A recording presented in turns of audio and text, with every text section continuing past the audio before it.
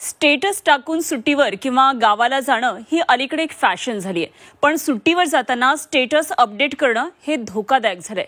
कारण स्टेटस पाहून अनेक ठिकाणी घरफोडी झाल्याची उदाहरणं समोर आली आहेत. आधी चोर दरोडेखोर संधीच्या शोधात असतात आणि त्यात तुमचं स्टेटस हे दरोडेखोरांसाठी निमंत्रण तर होत नाहीये ना, अशी परिस्थिती आता निर्माण झाली आहे.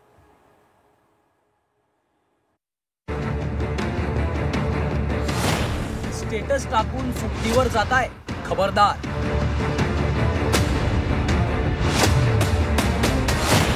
सुट्टीचं स्टेटस चोरट्यांना निमंत्रण.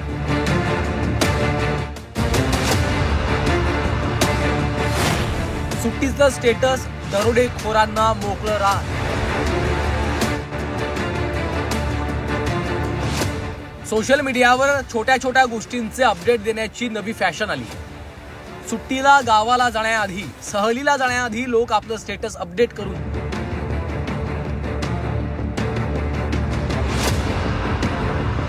काही जण विमानाची तिकीट स्टेटसला ठेवून लाईक्स मिळवतात. हे स्टेटस मित्रमैत्रिणींमध्ये तुमचं वजन वाढवणारं असलं तरी हे स्टेटस चोरीला निमंत्रण तर नाहीये ना, असा प्रश्न निर्माण झालाय. त्यांच्या काळात घरफोड्यांचं प्रमाण अचानक वाढतं. याला कारणीभूत ठरलाय सोशल मीडिया स्टेटस अपडेट.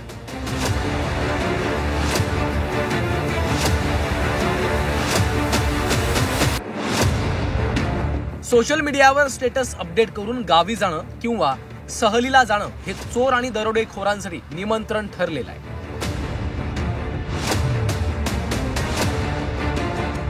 चोरी आणि घरफोडीच्या अनेक घटना या स्टेटस पाहूनच केल्या गेल्याचं पोलीस तपासात उघड झालंय. त्यातच सणावाराला बँकेतून सोनं, मौल्यवान वस्तू किंवा रोख रक्कम घरी आणून ठेवली जाते. त्यानंतर लोक सुट्टीवर निघून जातात.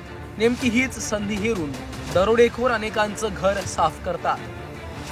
चोरीची घटना आहे ते वाढतात कारण बरेचसे लोक त्यांच्या घरामध्ये सोने आणि दागिनी आणि चांदी वगैरे ते घेऊन येतात आणि ते बँकाला काढून त्यांचे स्वतःचे यामध्ये ठेवतात, तिजोरीमध्ये ठेवतात आणि याच्यानंतर ते फिरायला जातात आणि त्यांचे व्हॉट्सअप स्टेटसवर किंवा जे सोशल मीडियाचे स्टेटसवर जे पोस्ट ठेवतात की ते कुठे जात आहे आणि ते पूर्ण परिवारसोबत ते बाहेर जातात, असा ते फोटो पण ठेवतात आणि स्टेटस पण ठेवतात. या जे डेटा आहे त्यांच्या ते डेटा लीक होतात. लोक जे चोर आहेत ते त्यांच्याकडे ते जातात आणि त्यांना एक माहिती मिळते की अशा एरियामध्ये कोणते कोणते लोक आहेत जे बाहेर गेलेले आहे आणि कुठे चोरीची घटना होऊ शकतात.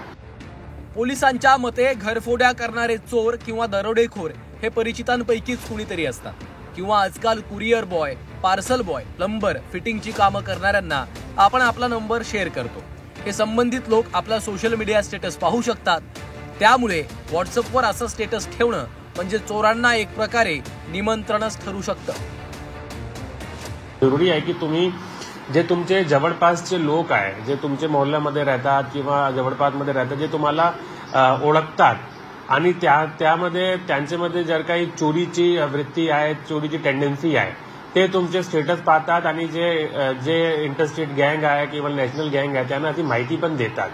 तर आम्ही तुम्हाला अशी सजेशन करतो, एक सल्ला देतो की असा तुम्ही परिवारासोबत तुम्ही बाहेर जात आहे असा तुम्ही स्टेटस वगैरे तुम्ही ठेवू नका, कारण चोराला तुमच्या घर खाली आहे अशी माहिती मिळतात.